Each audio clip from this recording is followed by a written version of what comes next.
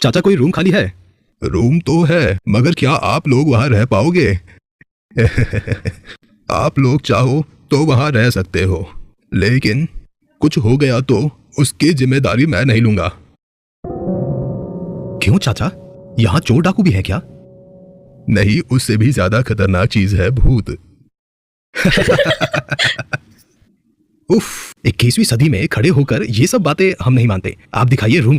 ये रहे आप लोगों के बेडरूम और बाथरूम, और इस तरफ है टीवी और लाइट के स्विचेस। अच्छा, यहाँ खाने के लिए बंदोबस्त है क्या? खाना रूम में मिलेगा, रूम सर्विस यहाँ मैं खुद आके दे जाऊंगा। चलो, कुछ तो मिला।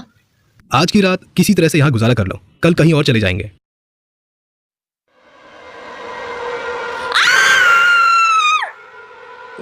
उस बाथरूम में कोई है। मैंने किसी का चेहरा देखा। मुझे बहुत डर लग रहा है। विजय बाथरूम में जाके अच्छे से देखा, लेकिन वहां कोई भी नहीं था। क्या यहाँ तो कोई भी नहीं है? किसे देखा तुमने वहां? मैंने किसी का चेहरा देखा। तुमने जरूर गलत देखा होगा। इतना लंबा सफर करके तुम थक गई हो, जरूर से तुम्हें वहम हो रहा होगा। और ये जगह भी डरावनी है। ये सब होने के बाद दोनों सो जाते हैं। अचानक कौन है? दरवाजा खोलिए, आपके लिए खाना लाया हूं। विजय ने दरवाजा खोल दिया। बूढ़े आदमी ने खाना टेबल पर रखते हुए कहा, खाना खा लीजिए, रात को जरूरत पड़ी तो बुला लेना मुझे। रात का खाना खाने के बाद दोनों को ध्यान आया, मोबाइल में नेटवर्क नहीं है। कल सुबह सबसे पहले ये होटल बदलेंगे, फिर बाकी बातें।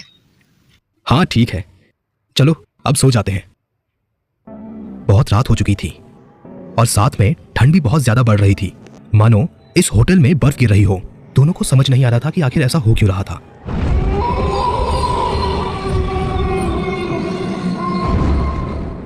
दोनों लेटे लेटे बातें कर रहे थे। ये सब क्या हो रहा है? टीवी अपने आप कैसे ऑन हो गया? मैं भी वही सोच रहा हूं, शायद टीवी ऑन ही था। इस होटल में ऐसा होना आम बात है। ये सब होने के बाद दोनों सो जाते हैं, मगर थोड़ी ही देर बाद विजय को लगा शायद बाथरूम का नल खुला हुआ है, मानो किसी ने उसे खुला छोड़ दिया हो। विजय उठकर बाथरूम की तरफ जाता है। लाइट्स ऑन करने पर सब कुछ ठीक नजर आता है। ये सब देखकर वो लाइट बंद करके बाहर आ जाता है और देखता है कि मिली चेयर पर बैठी हुई थी। तुम क्यों इतनी ठंड में चेयर पर बैठी हो? चलो सो जाओ। तभी मिली ने बिस्तर से आवाज लगाई, विजय! क्या तुम यहाँ हो? विजय ने मिली को बिस्तर पर देखा और चेयर की तरफ घूमकर देखा तो वहां कोई भी नहीं था। क्या बात है? तुम किससे बात कर रहे थे? मैंने अभी अभी तुमको चेयर पर देखा, लेकिन तुम तो यहाँ पर हो। ये ऐसे कैसे हो सकता है? मिली ने विजय को बिस्तर में आने के लिए कहा। विजय बस बिस्तर पर आया ही था कि दरवाजे पर किसी ने दस्तक दी।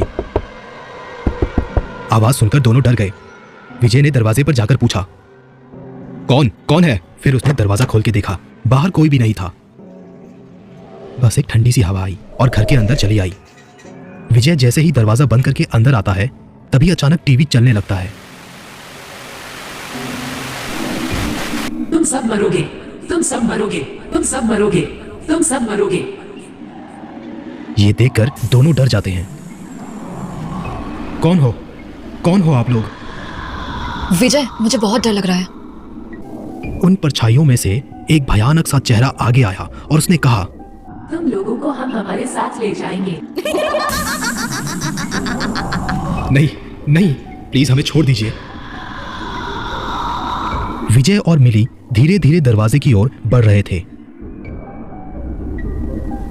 अचानक उन दोनों ने दौड़ लगाई। वो सारी परछाइयां उनके पीछे चलने लगी। किसी तरह से जान बचाकर वो दोनों रिसेप्शन पर पहुंचे। फिर विजय ने बोला, चाचा हमें बचा लीजिए, हमारे कमरे में भूत है, वहां पर बहुत सारी डरावनी परछाइयां हैं, हमें बचा लीजिए। फिर उन्होंने देखा जो रिसेप्शन टेबल पर सर रखे बैठे हुए थे, उनके सर पर चादर रखी हुई थी। फिर उन्होंने धीरे धीरे अपना सर उठाया। क्या ऐसे दिखते थे? ऐसे दिखते थे ये भूत?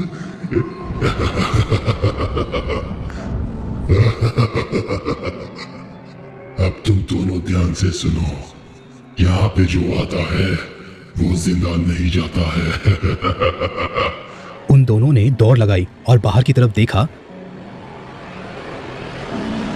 उनकी गाड़ी बाहर खड़ी थी और चाबी लगी हुई थी उसमें।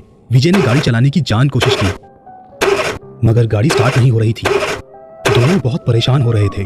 और उधर दूसरी तरफ वो परछाइयां उनकी तरफ बढ़ रहे थे। कोशिश करते करते गाड़ी चल पाई और तेज रफ्तार से वो आगे बढ़ने लगे और वो दोनों वहां से निकल गए।